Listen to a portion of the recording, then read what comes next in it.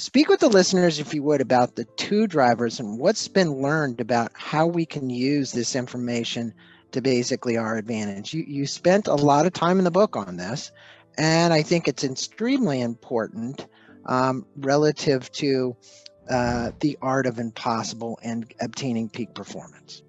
When scientists use the term motivation, it's a catch-all for a series of skills. There's extrinsic motivation, there's intrinsic motivation, there's goal-setting skills, and there's grit skills. All four of those get lumped under the heading motivation.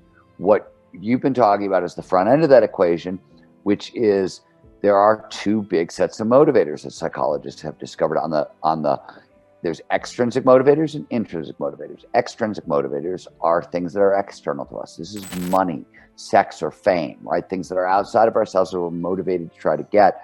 And then there are intrinsic motivators. These are internal motivators. And there are five major ones. You mentioned a couple of them earlier: curiosity, passion, purpose, autonomy, and mastery. Now, there are way more, probably, than just those big five, but those are the big five. And what the science shows us is if you're interested in peak performance, you got to think about it this way.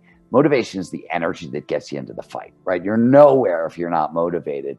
And so what you want to do, if you really want to perform at your best, is cultivate and align all possible fuel sources, right? You do this on the physical side of the equation by eating right and making sure you have enough sleep and hydration and nutrition and things like that. You also have to stack internal fuel sources. So anyways, what the research shows is that if you're interested in peak performance, if you're interested in motivation, extrinsic motivation actually comes first, right? But not a lot of it, right? In the beginning, what the research shows is you got to meet your safety and security needs, right? You have to make enough income in the world that you can pay your bills, you can provide for yourself, your family if you need to, and have a little bit of money left over for discretionary spending. It doesn't actually have to be a lot. These numbers are much smaller than most people would actually possibly believe.